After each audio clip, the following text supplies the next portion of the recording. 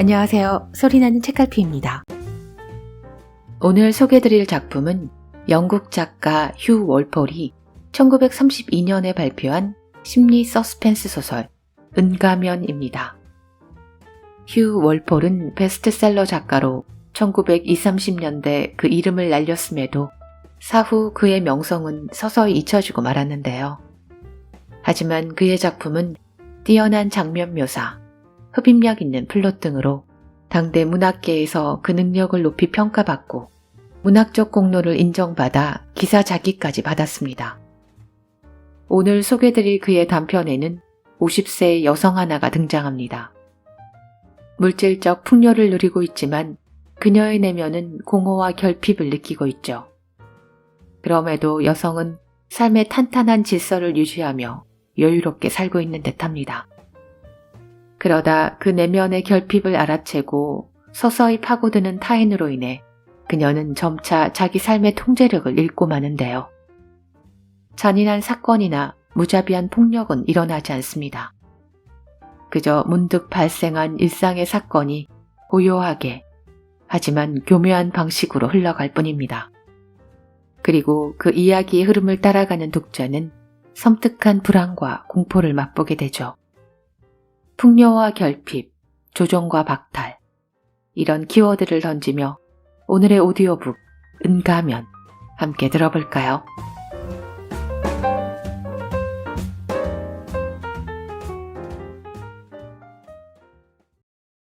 소니아 해리스는 웨스튼 가족의 파티에서 돌아오는 도중에 바로 옆에서 나는 목소리를 들었다. 잠깐만요. 아주 잠깐이면... 세 구역밖에 되지 않았기 때문에 그녀는 웨스턴 가족의 집에서 자신의 집까지 걸어왔는데 불과 몇 발자국만 가면 자신의 집 현관문이었다. 늦은 시간이었고 주변에는 아무도 없었다. 미안하지만 안 되겠어요. 그녀가 그렇게 말할 때 차가운 겨울바람이 그녀의 뺨을 핥혔다. 그저 잠깐만이면... 그 사람이 계속 말을 걸었다. 어쩔 수 없다는 마음으로 그녀가 돌아보았을 때 그곳엔 정말 잘생긴 남자 하나가 서 있었다. 모든 로맨스 이야기에 등장할 법한 큰 키에 검은 머리, 하얀 얼굴을 가진 정말 모든 것을 갖춘 잘생긴 남자였다. 하지만 그는 낡은 푸른 양복을 입고 안타깝게도 무척 추위에 떨고 있었다.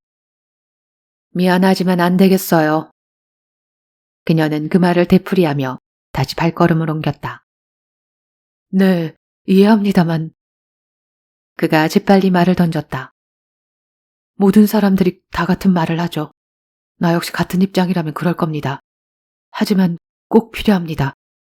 전 제 아내와 아기에게 빈손으론 돌아갈 수가 없거든요. 우린 현재 불도 떼지 못하고 먹을 것도 없고 단지 하늘을 가릴 수 있는 천정밖에 없습니다. 물론 모든 것이 제 잘못이죠. 동정은 필요 없습니다. 그러나 잠시만 제 이야기를 좀... 남자는 떨고 있었다. 마치 무너질 듯 몸을 무척이나 떨고 있었다. 느끼지는 않았다. 하지만 그녀는 그를 부축하려고 손을 뻗었다. 그녀의 손이 남자의 팔에 닿자 얇은 양복 소매 밑에서 떨고 있는 그를 느낄 수 있었다. 죄송해요. 하지만 너무 배가 고파서 어쩔 도리가 없군요. 소니아 해리스는 그날 밤 훌륭한 저녁 식사를 했다. 그리고 무모할 만큼 술을 많이 마시기도 했을 것이다. 그래서였을까? 그녀는 자신이 깨닫기도 전에 현관문을 지나 그 남자를 자신의 집 안으로 데려가고 있었다. 그건 미친 짓이었다. 물정을 모를 만큼 나이가 젊은 것도 아니고 갓 50세를 넘긴 그녀는 약간 심장에 문제가 있긴 해도 건강하고 튼튼한 신체를 가지고 있었다. 소니아는 총명한 여성이었다. 그러나 때때로 여린 마음이나 상대를 향한 동정심으로 인해 손해를 보는 실수가 꽤 많기는 했다. 그 어리석은 실수들은 그녀의 머리를 물리치고 마음이 앞장서 나서는 데서 시작되곤 했다. 자신도 알고 있었다. 너무나 잘 알고 있었다. 그녀의 친구들 모두가 끊임없이 그녀의 충동적인 나약함, 섣부른 동정심, 그런 점에 대해 떠들어대고 있었으니까. 그래서 그녀가 50세 생일을 맞이하게 되었을 때 소니아는 스스로에게 말하기까지 했었다. 자, 이제는 여려지는 감정 때문에 바보짓을 하기에는 너무 나이가 들었지. 그런데 바로 지금 그녀는 생면부지의 젊은 남자를 한밤중에 도와주겠다는 마음으로 혼자 사는 집안으로 들이고 있었다. 어쩌면 그는 가장 악독한 범죄자일지도 모르는데 말이다. 곧 그 젊은 남자는 그녀의 장밋빛 소파에 앉아 샌드위치와 소다수를 넣은 위스키를 마시고 있었다. 그는 그녀의 집안을 돌아보며 그녀가 수집한 여러 가지 물건들의 아름다움에 완전히 매료되고 있었다. 만약 이 젊은이가 연기를 하고 있다면 아주 훌륭한 연기자네. 하지만 이 남자는 꽤나 훌륭한 취향과 소양을 갖고 있는 듯한데. 그녀는 이렇게 생각하고 있었다. 젊은 남자가 눈여겨보고 있는 작품은 위트릴로 작품의 초기의 것으로 그 거장의 작품 중 유일하게 중요하게 평가받고 있는 시기의 작품이었고, 이 남자가 시선을 돌려 또다시 열심히 쳐다보고 있는 작품은 지거트의 중부 이태리 사람들에 속하는 훌륭한 작품이었고, 돕슨의 머리 조각과 카를 일레스의 멋진 초록색 청동 사슴이었다. 이 남자는 그 작품의 가치를 알아보고 있는 것이 분명했다. 예술을 하나요? 혹시 그림을 그리나요? 소니아가 남자에게 물었다. 아닙니다. 저야 그냥 길거리를 헤매는 소위 말하는 악당일 뿐이죠. 이제 가야겠습니다. 그는 그렇게 말하며 소파에서 튕기듯 일어났다. 그는 확실히 다시 기운을 차린 것 같았다. 반시간 전에 그녀의 팔에 기대어 이 집 안으로 들어왔던 젊은이와는 전혀 다른 사람처럼 보였다. 그는 자신이 길거리 불황자일 뿐이라고 말했지만 사실 그는 꽤나 신사적이었다. 그 사실에는 의문의 여지가 없어 보였다. 그는 예의 발랐고 소니아 집안에 있는 훌륭한 작품들을 제대로 알아보고 감상하고 있었던 것이다. 어찌 보면 그는 100년 전의 방식으로 표현한다면 젊은 바이런이요, 젊은 셀리처럼 놀라울 만큼 잘생긴 젊은 예술인처럼 보였다. 아무튼 그가 이제 그녀의 집을 떠나는 것은 바람직한 일이었다. 그녀 자신도 이 젊은 남자가 돈을 요구하거나 위협적인 태도를 보이지 않기를 바라고 있지 않았던가. 물론 소니아는 단단하고 다부진 몸집을 가진, 그렇기에 누군가에게 위협을 당할 만한 사람은 아니었다. 그리고 다행스럽게도 이 젊은이는 그녀를 위협할 의사는 조금도 없는 것처럼 보였다. 남자가 현관문 쪽으로 걸어갔다. 그러다가 복도벽에 걸려있는 한 아름다운 작품 앞에 서서 탄성을 질렀다. 그것은 어릿광대 얼굴을 한 은으로 만든 가면이었는데, 보통의 어릿광대가 전통적으로 슬픈 표정을 짓고 있었지만 이 작품은 즐겁고 쾌활한 미소를 띤 아름다운 어릿광대 은가면이었다. 현존하는 마스크 대가 소라트가 만든 가장 훌륭한 작품 중의 하나였다. 정말 아름답죠? 소라트의 초기 작품인데 난 이게 최고 중의 하나라고 생각해요. 네, 정말 그렇군요. 그리고 저 은소재야말로 저 어릿광대에게 딱 맞는 재질로 보이네요. 남자가 대답했다. 그래요, 나도 그렇게 생각해요. 그렇게 대답하며 그녀는 자신이 이 젊은이의 공경에 대하여 그의 가엾은 아내와 아기, 그리고 그의 지난날에 대해서는 아무것도 물어보지 않았다는 사실을 깨달았다. 아니, 어쩌면 그럴 필요도 없었다. 지금 그대로가 가장 나을지도 몰랐다. 나는 그에게 조금의 호의를 베풀었고 이제 그는 그저 이 집을 떠나면 그만인 것이다. 현관문 앞에서 젊은 남자가 말했다. 저를 살려주셨습니다. 정말 고맙습니다. 그 말을 듣고 있는 소니아의 손에는 1파운드 지폐가 쥐어져 있었다. 자, 그래요. 그녀가 쾌활하게 대답했다. 이런 한밤중에 낯선 남자를 내 집에 들어오게 하는 건 굉장히 위험한 일이죠. 내 친구들이 알았다면 엄청난 바보짓을 했다고 다그칠 거예요. 하지만 나처럼 나이 든 여자에게 무슨 위험이 있겠어요. 하지만 내가 당신의 목을 자를 수도 있었겠죠. 농담인 듯 진담인 듯 남자가 말했다. 그녀가 웃으며 대답했다. 그랬을 수도 있었겠군요. 하지만 그렇게 하면 당신에게도 무서운 결과가 올 텐데요. 글쎄요. 그렇지만은 않을 수도 있습니다. 요즘에는 경찰이 범인을 잡기는 쉽지 않으니까요. 남자의 대답에 소니아는 미소를 지으며 하여튼 이거 받아요. 뭔가 따뜻하게 해줄 만한 것을 살 수 있을 겁니다. 잘 가세요. 남자는 소니아가 건넨 1파운드를 받았다. 고맙습니다. 그가 무심하게 말했다. 그러고는 문 앞에 서서 다시 한번 이렇게 언급했다. 그런데 그 은가면 말입니다. 그렇게 아름다운 건 제 생에 처음 봅니다. 잠시 후 현관문이 닫혔다. 그녀는 거실로 돌아가 소파에 앉으며 한숨을 내쉬었다. 별난 일이 다 있었네. 그러나 잠시 후 그녀는 자신이 가지고 있던 상하 담배 케이스가 없어진 것을 알게 되었다. 그것은 그녀의 소파 옆 작은 테이블 위에 놓여 있었다. 샌드위치를 만들기 위해 식품 창고에 가기 바로 전에도 그 담배 케이스가 테이블 위에 올려져 있는 것을 보았다. 그녀는 이것저것을 찾아보았다. 그러나 담배 케이스는 보이지 않았다. 남자가 훔쳐간 것이 분명했다. 의심할 여지가 없었다. 세상에. 그렇게 멀쩡한 젊은이가 원. 그렇게 말하며 2층 침실로 올라갔다.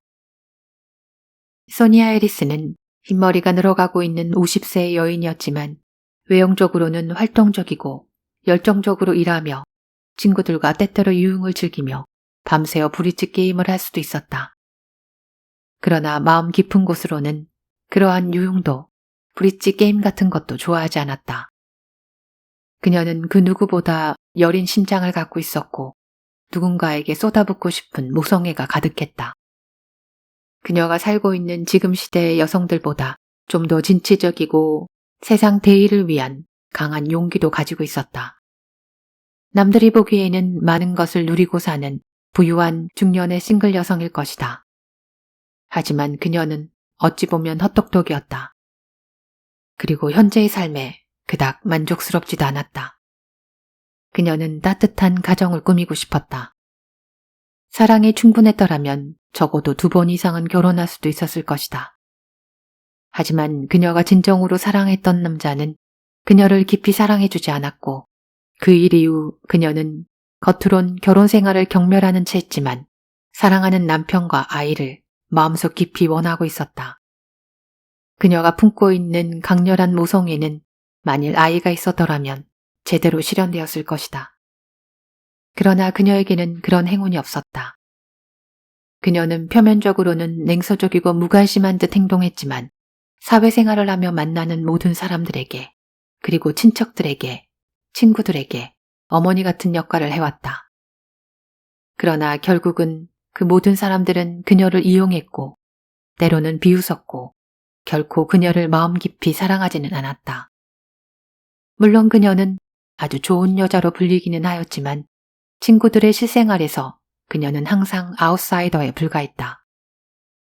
해리스의 친척들은 그녀에게는 테이블도 묘한 곳에 잡아주고 하우스 파티 때에는 남은 방에 재우고 런던에서 쇼핑할 일이 있으면 그녀를 이리저리 이용해 먹고 뭔가 자신들이 잘못되거나 상처를 입었을 때에만 그녀에게 찾아와 위로를 요구했다. 그렇게 본다면 소니아 해리즈는 대단히 외로운 여인이었다. 2주가 지난 어느 날 소니아는 그 젊은 남성을 2번째로 다시 만나게 되었다. 저녁 식사를 위해 다이닝룸으로 가고 있던 그녀에게 그녀의 가정부 로즈가 말했다. 미스 소니아, 문 밖에 웬 젊은 남자가 찾아왔어요. 젊은 남자라고? 누구지? 글쎄요, 이름을 밝히지 않아서. 그녀가 자신을 찾아온 젊은 남성을 보기 위해 현관으로 가자 그 젊은 남자가 서 있었다. 그리고 그의 손에는 그녀의 값비싼 상하 담배 케이스가 들려 있었다. 지난번보다는 괜찮아 보이는 옷을 입고 있었지만 여전히 배고프고 초췌하고 간절해 보이는 얼굴이었다. 그리고 그럼에도 불구하고 믿어지지 않을 만큼 잘생긴 얼굴로 그녀를 바라보고 있었다. 남자는 소니아의 담배 케이스를 그녀에게 건네주었다. 이걸 제가 전당포에 잡혔더랬습니다. 그는 그렇게 말하며 현관문 근처 벽에 걸려있는 은가면 작품에 눈길을 던졌다. 소니아는 그전처럼 그를 거실로 맞아들였다. 이런, 그런 부끄러운 일을 하다니요. 그래서 이번엔 우리 집에 와서 또 무얼 훔치려고요? 제 아내가 지난주에 돈을 좀 벌었습니다. 그것으로 한동안은 버틸 수 있을 겁니다. 그래서 이걸 돌려드리기 위해서. 그랬군요. 그런데 당신은 직업이 없나요? 그녀가 물었다. 사실 저는 그림을 그립니다. 하지만 누구도 제 그림은 거들떠 보지도 않죠. 그래요? 그림을 그린다고요? 내가 그 그림들을 좀 볼 수 있을까요? 그녀는 막 그녀가 내뱉은 말을 생각하며 또 어리석은 실수를 저지르고 있구나 라고 깨달았다. 그녀의 마음속에 들어온 감정은 이 잘생긴 남성에 대한 동정보다는 항상 도움이 필요하면 돌아오는 아이를 냉정하게 내치지 못하는 그 모성애의 어떤 것에 닿아 있었다. 실은 몇 점을 제가 가지고 왔습니다. 그는 그렇게 말하며 현관 밖에 놓여져 있는 몇 개의 캔버스를 집 안으로 들여왔다. 소니아는 남자의 그림을 보았다. 형편없는 그림이었다. 너무나 감상적인 풍경화이고 인물화였다. 어째 형편이 없네요. 그렇다는 걸 알고 있습니다. 하지만 제 미적 취향만큼은 그다지 나쁘지 않습니다. 당신의 담배 케이스처럼요. 그리고 저기 걸려있는 저 아름다운 은가면 작품이나 당신의 위트릴로 그림 같은 최고의 예술 작품을 저 역시 좋아합니다. 그럼에도 불구하고 저는 이런 그림 외에는 그릴 수가 없네요. 정말 분통 터지는 일이죠. 그렇게 말한 다음 남자는 소니아를 향해 미소 짓더니 이렇게 덧붙였다. 제 그림 하나를 사시겠어요? 필요 없어요. 그녀가 냉정하게 대답했다. 당신 작품을 산다 해도 그거를 왠지 감춰둬야 될 것 같은데요. 사실 10분 후에 그녀의 집에는 그녀의 친구들이 저녁 식사를 위해 방문할 예정이었다. 하지만 하나만 꼭 사주십시오. 아니요, 그럴 순 없어요. 부탁입니다. 꼭 하나만 사주십시오. 그는 애원하는 어린아이처럼 가까이 다가와 소니아의 인자한 얼굴을 물끄러미 쳐다보았다. 그럼 얼마예요? 이것은 20파운드고 저건 25파운드입니다. 터무니가 없네요. 전혀 그런 가치는 없는 그림들인데. 시간이 흐른다면 모르죠. 현대의 그림이란 예측할 수가 없는 법이니까요. 난 예술 작품에 대해서는 꽤나 잘 아는 편이에요. 하지만 하나 꼭 사주셔야 합니다. 그리고 이 암수가 그려진 그림은 그리 나쁘지 않지 않습니까? 잠시 후 그녀는 20파운드 수표를 끊었다. 난 정말 바보짓을 하고 있어요. 그러니 이 수표를 받고 다시는 내 앞에 나타나지 마세요. 앞으로는 절대 내 집 안에 들어올 수 없을 겁니다. 아니, 거리에서 만나더라도 내게 말을 걸지 말아요. 다시 한번 귀찮게 한다면 경찰에 신고할 거예요. 남자는 수표를 만족스러운 듯이 받으며 손을 내밀어 그녀의 손을 약간 힘을 주며 쥐었다. 조명만 제대로 비춰준다면 제 그림이 아주 나쁘지만은 그나저나 당신은 신발부터 새로 사야겠군요. 신발이 아주 엉망이에요. 네, 마련할 수 있겠죠. 남자는 그렇게 말하고는 사라졌다. 저녁 식사 내내 소니아는 친구들의 톡톡 튀는 수다를 들으며 그 젊은이를 생각했다. 그녀는 그의 이름도 몰랐다. 그녀가 알고 있는 거라곤 그의 고백에 따라 길거리를 떠도는 별 볼 일 없는 악당이며 그만을 바라보고 있는 배고픈 아내와 아이가 있다는 것뿐이었다. 그 세 사람의 가족 모습이 왠지 그녀의 머릿속에 떠올랐다. 상하 케이스를 돌려준 걸 보면 그에겐 정직한 면이 있는 것이다. 사실 그녀를 다시 만날 일이 없을 수도 있고 그 값비싼 물건을 돌려주지 않아도 그만일 뿐이었다. 그럼에도 불구하고 그는 그걸 가지고 자신을 다시 찾아왔던 것이다.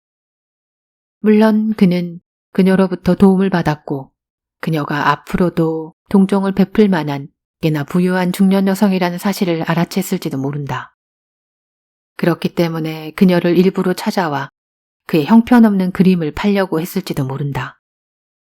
그럼에도 불구하고 소니아는 그가 아주 나쁜 사람은 아닐 것이라고 생각하고 있었다. 그녀의 아름다운 예술 작품을 제대로 알아볼 수 있는 안목을 가진 남자라면 아주 형편없는 사람은 아닐 것이다. 그래, 오늘 저녁 다시 보자마자 저 응가면에 다가가서 혼이 빠진 듯이 바라보는 그런 사람이 그저 길거리를 떠도는 악당일 리는 없지. 그녀는 친구들과 함께 앉아있는 저녁 식사 테이블에서 하얀 벽에 걸려있는 창백한 응가면을 바라보며 그 젊은 남자에 대한 생각을 계속 떠올리고 있었다. 왠지 반짝이는 저 응가면 표면에서 어딘가 그 젊은 남자의 모습이 보인다고 그녀는 생각했다. 어떤 면에서 그런 걸까? 저 어릿광대 가면의 뺨은 통통하고 입술은 두툼한데 그 남자의 얼굴은 어땠더라?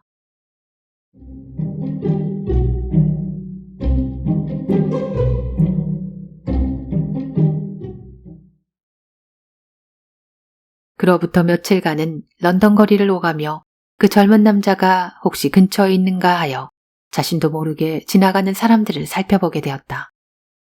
멀리서 잘생긴 남자의 얼굴이 보이면 혹시 그 남자인가 해서 가까이 다가가며 보았지만 그 젊은이는 아니었다. 물론 그 젊은 남자가 최근 그녀의 마음을 어지럽히고 있는 것은 그가 잘생겨서가 아니었다. 그 젊은 남자는 그녀의 자비로움이 필요했고 소니아는 그 누군가에게든 그것도 몹시 다정하게 대하고 싶었기 때문이었다. 자신의 집으로 돌아와 벽에 걸려있는 응가면을 자주 쳐다보게 되었다. 그러는 사이 그녀의 눈에는 점점 어릿광대의 둥근 모습은 옅어지고 그 비어있는 눈에는 그 젊은 남자의 얼굴이 깃들기 시작한 것이다. 실로 정말 아름다운 또 다른 작품이 되었다. 그러던 어느 날 밤, 지난번처럼 예기치 않게 그가 다시 나타났다.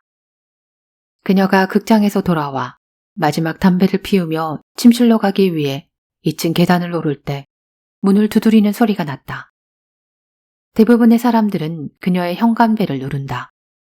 그녀를 찾아오는 그 누구도 골동품상에서 산 부엉이처럼 생긴 예스러운 노코를 사용해 노크하진 않을 것이다. 더군다나 이렇게 깊은 밤이라면. 왠지 소니아는 노크 소리가 그 젊은이의 것이 아닐까 생각했다. 가정부로주는 이미 잠자리에 들었다. 그렇기에 소니아 자신이 현관문을 열었다. 그 남자가 서 있었다. 소녀처럼 젊은 여자와 아기를 데리고. 잠시 후 그들은 모두 응접실로 들어와 벽난로 불 앞에 어색하게 서 있었다. 그들이 자신의 집 벽난로 불 옆에 모여 서 있는 것을 보는 순간 그녀는 처음으로 날카롭게 찌르는 듯한 공포감을 느꼈다. 소니아 해리스. 나이가 50이고 독립적이고 강인하며 심장에 약간 문제가 있는 것을 빼고 그 누구보다 건강한 그녀는 정말 그 순간 자기 자신이 무색무취에 물로 변하는 것 같은 느낌을 받았다. 마치 누군가 그녀의 귓가에 경고라도 수군거리는 것처럼 그녀는 갑자기 두려워졌다. 소녀 같은 여자는 붉은 머리에 하얀 얼굴, 그리고 여리고 우아한 작은 몸매에 충격적인 아름다움을 갖추고 있었다. 숄에 감싼 아기는 깊은 잠에 빠져 있었다. 젊은 남자는 매력적인 미소를 띄우며 소니아를 바라보았다. 지금 뭘 바라고 온 건 아닙니다. 그저 제 아내를 소개하고 제 아내에게 당신 집에 있는 멋진 예술 작품들을 보여줄 수 있으면 좋겠다는 생각으로 왔습니다. 소니아는 남자에게 쌀쌀맞게 말했다. 그래요. 그저 1, 2분 정도만 있다가 가는 게 좋겠어요. 너무 늦은 시간이니까. 그리고 이미 나는 잠자리에 들 시간이에요. 사실 내가 다시는 우리 집에 찾아오지 말라고 말했을 텐데요. 제 아내 에이더가 너무 보고 싶다고 계속 조르는 바람에. 그가 그렇게 말하며 소녀를 쳐다보았다. 그리고 에이더는 부인을 몹시 보고 싶어 했습니다. 남자 곁에 서 있는 여자는 한마디 말도 하지 않았고 그저 앞만 뿌리퉁하게 바라보고 있었다. 좋아요. 그건 그렇고 난 당신 이름도 모르는군요. 헨리 에봇입니다. 그리고 이쪽은 제 아내 에이더. 제 아기 이름은 역시 헨리입니다. 그렇군요. 지난번 이후로 그동안 어떻게 지냈나요? 덕분에 호요식하며 잘 있었습니다. 하지만 그는 곧 입을 다물었고 곁에 있는 여자는 한마디도 말하지 않았다. 잠시 동안의 견디기 어려운 침묵 후에 소니아 해리스는 그들에게 그만 나가줄 것을 요구했다. 그러나 그들은 움직이지 않았다. 30분이 더 지난 후 소니아가 다시 한번 강하게 요구했다. 그들이 자리에서 일어났다. 하지만 문 근처에 서서 헨리 에봇은 책상 쪽으로 머리를 갑자기 움직였다. 당신의 편지는 누가 써주나요? 내 편지는 내가 써요. 누군가 대신 편지를 써주면 좋을 텐데요. 손을 많이 덜 수 있을 겁니다. 그걸 제가 해드리죠. 그럴 필요는 없어요. 전혀. 아무튼 가는 게 좋겠어요. 제가 해드릴 수 있습니다. 저한테 돈을 주실 필요는 없고요. 저에게는 시간이 많으니까요. 터무니없는 말이로군요. 이제 잘 가요. 그녀는 그렇게 말하며 그 가족이 떠나는 걸 보고 현관문을 닫았다. 침실로 돌아와 침대에 누운 소니아 에리즈는 잠을 이룰 수가 없었다. 그 젊은이를 생각하며 뜬 눈으로 누워 있었다. 이상하게도 다시 그녀의 마음이 흔들렸다. 사실 어떻게 보면 한편으로는 그들을 향한 모성애가 발동하고 마음 한켠이 물러지며 그녀의 몸과 마음이 따스해짐을 느꼈다. 소파에 앉아있던 그 여자와 아기는 정말 의지할 곳이 없어 보였던 것이다. 그러나 다른 한편으로는 두려운 전율이 그녀를 오싹하게 했다. 아니야, 다시는 그들을 보고 싶지 않아. 그런데 정말 그럴 수 있을까? 내일 또 거리를 걸으며 혹시나 저쪽에 있는 저 남자가 그 젊은 남자가 아닐까 하며 모든 남자들을 응시하게 되는 건 아닐까. 그런 생각들로 소니아 해리스는 다시 잠을 이룰 수가 없었다. 그로부터 사흘 후 아침, 남자가 찾아왔다. 비가 오는 아침이었고 그녀는 그때를 이용해 자신의 장부와 서류를 정리하려고 마음먹고 있었다. 가정부로주가 남자를 집 안으로 들였을 때 그녀는 자신의 책상에 앉아 있었다. 전에 말씀드린 것처럼 편지를 써드리려고 왔습니다. 남자가 말했다. 그럴 필요 없어요. 그녀가 날카롭게 말했다. 헨리 에봇 씨, 나가세요. 이젠 더 이상. 아직은 아닙니다. 그가 그렇게 말하며 그녀의 책상에 앉았다. 그렇게 반시간 후 그녀는 정말 부끄럽게도 소파의 한 구석에 앉아 남자에게 어떤 내용을 편지에 써야 할지를 입으로 말하고 있었다. 그리고 스스로 인정하기는 싫었지만 그녀는 그 젊은이가 자신의 책상에 앉아있는 것이 보기 좋았다. 그는 외로운 그녀의 삶에서 곁에 있어주는 사람이었고 어떤 과거 때문에 그가 이런 생활을 하고 있는지는 모르겠지만 그날 아침 그는 무척이나 예절바르게 행동했고 그녀가 불러주는 내용들을 제대로 편지에 옮겼다. 어떤 말을 해야 하는지, 어떻게 행동해야 하는지를 제대로 아는 남자인 것 같았다. 일주일 후 소니아 해리스는 친구 에이미 웨스턴에게 웃으면서 이렇게 말하고 있었다. 비서를 채용했다니까. 내 말 믿겠어? 아주 훌륭하게 생긴 미남자야. 그렇게 비웃지 마. 내가 그 남자를 잘생겼다는 이유로 고용한 건 아니라니까. 그리고 내 나이에 잘생긴 남자의 얼굴이 무슨 소용이 있겠어. 그저 나의 모든 성가신 일들을 제대로 해결해 준다니까.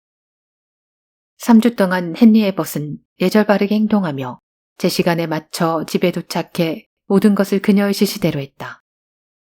그 어떤 무례한 행동도 보이지 않았고 소니아가 친구에게 말한 것처럼 모든 성가신 일들을 제대로 해결해 주었다.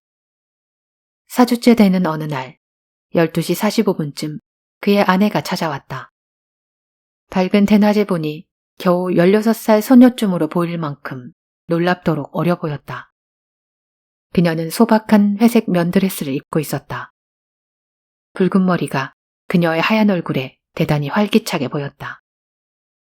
소니아 해리스는 막 점심 식사를 하려고 하는 참이었다. 식탁의 위에는 한 사람만을 위한 간단한 점심이 차려져 있었다. 그녀는 그들에게 같이 먹자고 청했지만 어찌 보면 마음 한켠으로는 그걸 원하지 않고 있었다. 부부와 함께 한 식탁에 앉아 식사를 하는 것은 못내 불편한 것이었기 때문이었다. 어쨌든 아내와 남자 그리고 소니아 세 사람이 함께 식사를 하게 되었다. 남자는 거의 말을 하지 않았고 여자 역시 아무 말이 없었다. 그들은 마치 이 집 이 식탁에서 그동안 늘 식사를 해온 사람들처럼 자연스러워 보이기까지 했다. 이 한 쌍의 남녀는 어쩐지 섬뜩한 데가 있었다. 점심 식사 후 소니아는 두 사람을 내보냈다. 두 남녀는 아무 말 없이 그녀의 집을 떠나갔다. 그리고 그날 오후 그녀는 쇼핑을 하며 이제 그 사람들과는 인연을 끝내야 되겠다고 결심했다. 물론 그 젊은 남자가 옆에서 그녀의 일을 도와주는 것은 대체적으로 나쁘지 않았다. 그의 미소나 짓궂은 유머, 길거리에서 세상을 거의 먹잇감 삼아 살아온 브랑아라는 존재, 그마저도 소니아를 매혹시켰다. 더군다나 그녀를 놀라게 한 것은 남자가 지난 여러 주 동안 한 번도 돈이나 다른 어떤 것도 요구하지 않았다는 사실이었다. 하지만 머릿속으로는 계획이 있어 어느 날 갑자기 진짜 악당처럼 그녀를 놀라게 하고 무언가를 요구할 것이 틀림없었다. 그녀는 거리의 빛나는 햇빛 아래서 부르릉거리는 차량들 속에서 미풍에 바스락거리는 나무들 옆에서 자신이 화려한 옷을 입고 당당하게 걸어가고 있다는 사실을 알고 있었다. 그럼에도 마음속으로는 설명할 수 없는 두려움으로 떨고 있는 스스로를 깨닫고 말았다. 그녀의 굳센 몸, 딱 벌어지고 다부진 체격, 쾌활하고 발그레한 얼굴. 그러나 그 모든 것들이 사라지고 바로 이 거리 한가운데서 겁 많은 한 작은 여인이 되어 서 있었다. 도대체 두려워할 것이 무엇인가? 그녀는 잘못한 것이 아무것도 없었다. 그저 젊은 남성에게 호의를 베풀었을 뿐이었다. 그리고 무슨 일이 일어난다 한들 경찰은 늘 손 가까이에 있었다. 한 번도 이런 기묘한 감정을 느껴보지 못했던 그녀였음에도 불구하고 월펄거리에 있는 편안한 집을 떠나 어딘가로, 누구도 찾을 수 없는 어딘가로 숨어야겠다는 기묘한 충동을 느끼며 집으로 얼른 돌아왔다. 그날 저녁 그들이 다시 나타났다. 남편, 아내, 그리고 아기. 소니아는 책을 들고 아늑한 저녁을 보내고 있었고 일찍 잠자리에 들 예정이었다. 그런데 문을 두드리는 소리가 난 것이다. 이번에는 아주 단호하게 그들에게 맞섰다. 그들이 작은 무리를 이루며 함께 모여 서 있을 때 그녀는 일어서서 선언했다. 여기 5파운드가 있어요. 그리고 이것이 마지막이에요. 누구라도 다시 내 집 안으로 들어오면 난 경찰을 부르겠어요. 그러니 가세요. 그때 젊은 남자의 아내가 헉 하고 숨을 내쉬며 그녀의 발 아래에서 정신을 잃고 쓰러졌다. 그건 정말로 실신한 것이었다. 소니아는 가정부 로즈를 불렀다. 그리고 그녀가 취할 수 있는 모든 조치를 취했다. 아내 에이더는 충분히 먹지를 못해서 그럽니다. 헨리 에벗이 말했다. 결국 연약한 에이더 에벗은 소니아 집 여분의 방에 있는 침대에 눕혀졌고 가정부 로즈가 의사를 불렀다. 검진을 한 의사는 에이더가 휴식과 영양이 필요하다고 말했다. 그리고 이것이 모든 사건의 결정적인 순간이 되었다. 소니아 해리지가 이 중대한 순간에 적절히 결연하게 좁고 매정한 길거리로 에벗 가족을 내보냈다면 그녀는 아마도 지금쯤 정정이 나이 든 여인으로 그녀의 친구들과 브릿지 게임을 즐기고 있었을 것이다. 하지만 이 대목에서 그녀의 모성적 기질은 너무 강하게 작동했다. 그 가엾고 어린 것이 창백한 뺨을 하고 달진하여 침대에 누워 눈을 감은 것을 소니아는 그저 내려다보고 있을 뿐이었다. 그리고 어느새 헨리 에벗은 아래층에서 소니아 해리즈의 편지를 받아쓰고 있었다. 소니아는 흘낏 복도벽에 걸린 은가면을 올려다보았다. 은빛으로 빛나는 어릿광대 얼굴에 띈 미소를 보고 흠칫 놀랐다. 그 미소가 가느다랗고 예리한 비웃는 미소로 보였던 것이다. 에이더 에벗이 의식을 잃고 쓰러져 그녀의 집에 머문 지 사흘째. 그녀의 이모와 삼촌이라는 에드워드 부부가 소니아의 집에 방문했다. 에드워드 씨는 커다랗고 붉은 얼굴의 사나이로 다정한 태도와 말투로 이야기했다. 에드워드 부인은 얇고 예리한 코에다 낮은 목소리의 여인이었다. 그들은 소니아의 응접실 소파에 나란히 앉아 그들이 가장 아끼는 조카인 에이더를 병문안하기 위해 찾아왔다고 설명했다. 마침 그때 소니아의 지인인 웨스턴 부인과 친구 한 명이 집에 찾아왔다. 그들은 오래 머무르지 않았다. 그들은 응접실에 앉아있는 에드워드 부부를 보고 이상하게 생각했고 소니아의 책상에 앉아있는 헨리 에벗의 익숙한 듯한 태도에 무척이나 놀랐다. 소니아 해리스는 그녀의 친구들이 마음속으로 최악의 평가를 내리고 있다는 사실을 알 수 있었다. 일주일 후에도 에이더 에벗은 여전히 소니아 헤라스의 집 위층 침대에 누워 있었다. 그녀를 다른 곳으로 옮기는 것은 불가능해 보였다. 에이더의 친척인 에드워드 부부는 계속해서 찾아왔다. 한 번은 그들이 하퍼 부부라는 사람과 그 딸 애그니스도 데리고 왔다. 그들 모두는 이렇게 무례하게 방문하게 된 것을 이해해달라고 거듭 사과했다. 결국 그 모든 사람들이 위층에 있는 침실에 가득 들어차서 창백하게 눈을 감고 누워있는 에이더를 바라보고 있었다. 그러다가 두 가지 일이 동시에 발생했다. 첫 번째는 가정부 로즈가 일을 그만두겠다고 통보를 한 것이었다. 또 다른 일은 소니아의 친구인 웨스턴 부인이 찾아와 솔직하게 그녀에게 이렇게 말한 것이었다. 아무래도 내가 너에게 좀 알려줘야겠어. 남들이 뭐라고 하는지 말이야. 소니아, 사람들이 너가 아들뻘밖에 안 되는 멀끔한 남자에 빠져서 길거리 불황자들을 집에 끌어들이고 있다는 거야. 그러니 소문이 더 추문이 되기 전에 저 사람들을 지금 즉시 내보내는 게 좋겠어. 그렇게 결정하지 않는다면 결국 이 런던 시내에서 너는 친구를 모두 잃게 될 거야. 친구가 떠나고 혼자 남겨진 소니아 해리즈는 몇 년간 처음으로 보이지 않던 행동을 하고 말았다. 울음을 터뜨린 것이다. 도대체 자신에게 무슨 일이 일어난 것일까? 그녀의 의지나 이성이 무너진 것뿐만 아니고 그녀는 왠지 몸이 불편해지기 시작했다. 전에도 때때로 문제가 되던 심장이 다시 나빠졌다. 잠을 제대로 잘 수 없었고 자신의 집 또한 조각조각 무너지는 느낌이었다. 가정부 로즈가 떠난 집 곳곳에 먼지가 쌓였다. 그녀는 점차 끔찍한 악몽 속에 살고 있었다. 그 젊은 남자가, 무섭도록 잘생긴 그 젊은이가 그녀를 기묘한 방식으로 지배하고 있는 것 같았다. 하지만 그는 그녀에게 결코 협박 따위는 하지 않았다. 그저 잔잔한 미소만 띄울 뿐이었다. 친구가 전해주고 간 소문처럼 그녀가 그와 사랑에 빠진 것도 아니었다. 하지만 그녀는 알고 있었다. 이 모든 상황에 종지부를 찍지 않으면 그녀는 어쩌면 모든 것을 잃고 말 것이라는 사실을. 이틀 후 차를 마시는 시간에 그녀에게 기회가 왔다. 에드워드 부부가 에이더의 상태가 어떤지를 보기 위해 찾아온 것이었다. 에이더는 여전히 약하고 창백했지만 위층 침실을 떠나 아래층으로 내려와 있었다. 헨리 에벗과 아기 역시 아래층에 있었다. 소니아 해리스는 몸 상태가 아주 좋지 않았지만 가능한 힘주어 강력하게 그들 모두에게 말했다. 그녀는 특히 그 예리한 코의 에드워드 부인을 향해 이렇게 말했다. 이해해 주시길 바래요. 박절하게 대하고 싶진 않지만 나도 내 생활이 있습니다. 나는 원래도 바쁜 여자였고 현재 일어나고 있는 일은 내가 원하는 것이 아닙니다. 물론 몰인정하게 대하고 싶진 않아요.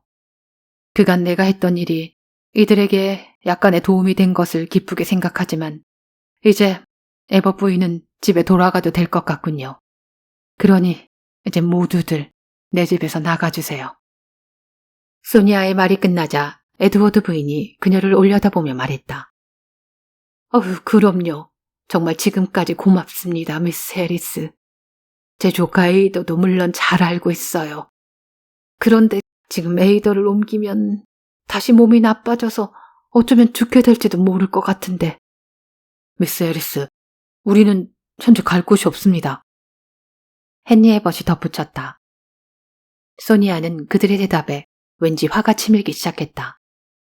하지만 에드워드 부인, 나도 이제 무리예요. 그러니 당신 집으로 조카를 데려가는 게 좋겠어요. 우린 방이 하나밖에 없어요. 너무나 죄송하긴 하지만 제 남편도 건강이 나빠져서 밤새 기침을 하고 있고. 아니요. 이건 이젠 정말 견딜 수가 없어요. 내가 너무나 관대하게 대했던 모양입니다. 소니 해리스가 소리쳤다. 그렇다면 내 급여는 어떻게 할 겁니까? 지금까지 몇 주 동안 저는 당신을 위해서 일해왔는데요. 헨리 에벗이 말했다. 급여라고. 물론이지. 헨리의 말에 소니아가 다시 흥분한 채로 말했다. 그녀는 소파에서 일어났다. 그러다가 그녀는 순간 멈추었다. 아니, 멈추었다기보다는 아무것도 움직이지 않는다는 것을 깨달았다.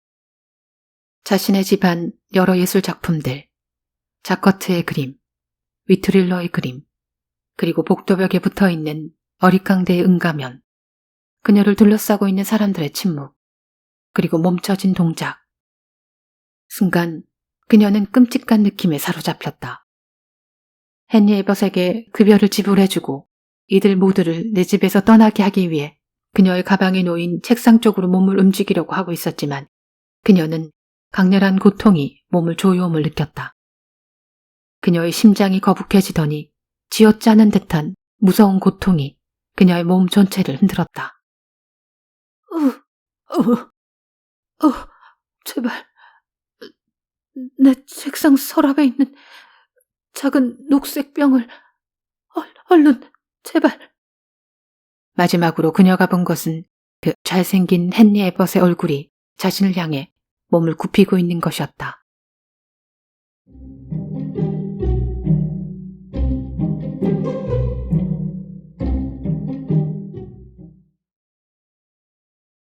일주일 후 소니 해리스의 친구 웨스턴 부인이 그 집을 방문했다. 현관벨을 누르자 에이더 에벗이 문을 열었다. 난 내 친구를 만나기 위해서 왔어요. 한동안 그녀를 보지도 못한 데다가 몇 차례 전화를 해도 아무도 받지를 않아서요. 미스 헤르지는 아주 아픕니다. 이런, 어쩐지. 내가 지금 그녀를 볼 수 있을까요? 하지만 그녀의 주치의가 지금은 그 누구도 만나면 안 된다고 했어요. 충분한 시간 동안 휴식을 취해야 된다고 하더군요. 에이더 에벗의 아주 부드러운 어조가 웨스턴 부인을 안심시켰다. 하지만 주소를 남겨주신다면 미스 해리스가 회복되는 대로 제가 연락을 드리겠습니다. 웨스턴 부인은 그 말을 듣고 어쩔 수 없이 뒤돌아 돌아갔다. 그리고 그녀는 친구들에게 그 이야기를 전달했다. 가엾은 소니야. 무척이나 아픈 모양이야. 다행히 그 사람들이 그녀를 잘 돌보고 있는 것 같긴 한데 조금이라도 몸이 낫는 대로 연락을 준다니까 그때 꼭 찾아가 보도록 하자고. 런던의 삶이란 그 누구에게나 빠르게 움직인다. 그리고 소니아 해리스는 그 누구에게도 아주 중요한 인물은 아니었던 모양이다. 해리스의 친척들이 문의를 하긴 했다. 소문을 듣고 편지를 보내왔다. 그리고 그녀의 친척들은 헨리 에벗이 쓴 대단히 예의 바른 답장 편지를 받았다. 소니아 해리스가 회복되는 대로 다시 연락을 드리겠다는 내용이었다. 소니아 해리스는 2층 침대에 누워 있었다. 하지만 그녀의 안락한 침대가 아니었다. 그녀는 최근 가정부 로주가 쓰던 다락방의 작은 침대에 눕게 되었다. 속수무책인 채로 그렇게 누워만 있었다. 그녀는 앓고 있었다. 잠이 들었다가 다시 깨었다가 다시 잠이 들었다를 반복했다. 잠시 눈을 뜨면 희미하게나마 에이더 에벗이, 때로는 에드워드 부인이, 때로는 처음 보는 여자가 그녀의 옆에 있었다. 그들 모두 대단히 친절했다. 소니아에게 의사가 필요했던가. 희미한 의식 사이로 그들은 그녀에게 의사는 필요 없다고 안심시키는 듯한 대답을 했다. 소니아에게 필요한 것이 있다면 그들이 모두 돌봐주겠다고 그렇게 말했다. 그러나 소니아는 이런 생각이 문득 들곤 했다. 왜 내가 이곳에 누워있는가? 내 친구들은 모두 어디에 있는가? 이 방을 들락거리는 사람들이 가져다주는 그 끔찍한 음식은 대체 무엇인가? 아니, 이 여자들은 도대체 여기서, 내 집에서 무엇 하고 있는 건가? 그러다가 에이더와 한바탕 말다툼을 하는 일이 벌어졌다. 그 바람에 소니아는 침대에서 일어나려고 했다. 그러자 16살 소녀 같은 에이더는 소니아의 몸을 제지했다. 그것도 아주 쉽게. 그 순간 모든 힘이 소니아 해리스의 몸 안에서 빠져나간 것만 같았다. 소니아는 항의했다. 무척이나 쇠약해진 몸에도 불구하고 화를 내었다. 그러다가 울기 시작했다. 소니아는 아주 비통하게 울었다. 그리고 그 다음 날 그녀가 혼자 있을 때 그녀는 침대에서 힘겹게 기어나왔다. 그러나 그녀의 방문은 잠겨 있었다. 그녀가 문을 두드렸다. 집 안에는 그 어떤 소리도 없이 그저 그녀가 두드리는 문소리뿐이었다. 있는 힘을 다 쥐어짜 문을 세게 두드려 봤지만 그저 침묵뿐이었다. 그녀의 심장이 무섭게 다시 조이는 듯한 고동을 치기 시작했다. 어쩔 수 없이 그녀는 다시 침대로 돌아가야만 했다. 이제 그녀는 침대에 웅크리고 누워 힘없이 아주 희미하게 울었다. 그날 저녁 한참의 시간이 지난 후 에이더가 빵과 스프와 물을 가지고 돌아왔을 때 소니아는 결코 자신의 방문을 잠그지 말 것이며, 아니, 자신은 이 방을 나가 목욕도 하고 2층 자신의 방으로 돌아가겠다고 요구했다. 그러나 에이더는 부드러운 목소리로 이렇게 말할 뿐이었다. 당신은 아직 회복되지 않았어요. 아니, 난 괜찮아. 그리고 내가 이 방을 나가기만 하면 나는 너희들을 모두 감옥에 넣고 말 거야. 흥분하지 말아요. 당신 심장에 나빠요. 에드워드 부인과 에이더가 작은 대야에 물을 가지고 와 그녀의 얼굴과 손발을 씻겨주었다. 그러나 그뿐이었다. 소니아는 항상 배가 고팠다. 먹는 것이 충분하지 못했다. 어느덧 여름이 왔다. 런던의 모두가 휴가를 떠나는 여름. 소니아의 친구들, 웨스턴 부인을 포함한 모든 이들이 여름 휴가를 기다렸다는 듯 도시를 떠났다. 이들 중 몇몇은 이런 대화를 나누곤 했다. 근데 소니아 해리스에게 무슨 일이 생긴 건가? 그녀를 못 본 지 꽤 오래되어 가는데. 하지만 점점 더 그런 이야기를 나누지 않았다. 아니, 그런 걸 물어볼 시간이 없었을지도 모른다. 그들에게는 다른 할 일이 많았던 것이다. 소니아는 좋은 사람이었지만 그렇다고 해서 사람들이 그녀의 사적인 일에 깊게 관여할 정도는 아니었던 것이다. 한 번은 헨리 에벗이 방 안으로 들어왔다. 미소를 지으며 이렇게 말했다. 당신 건강이 좋지 않다니 정말 안 됐군요. 하지만 당신을 위해 우리가 해줄 수 있는 일은 모두 하고 있습니다. 당신이 이렇게 상태가 좋지 않을 때 우리가 곁에 있으니 참 다행 아닙니까? 그나저나 여기 있는 이 서류에 서명하는 것이 좋을 겁니다. 당신이 회복될 때까지 누군가는 당신의 일을 봐줘야 하니까요. 제가 그걸 맡아서 하죠. 분명 1~2주 후에는 당신도 건강해져서 아래층으로 내려올 수 있을 테니 큰 걱정은 하지 마시고요. 그 잘생긴 얼굴로 미소를 띤 채 헨리 에벗이 하는 말을 들으며 소니아 해리스는 떨리는 손으로 서류에 서명을 했다. 그런 다음 그저 커다랗고 공포에 질린 눈으로 그를 멀뚱히 바라볼 뿐이었다.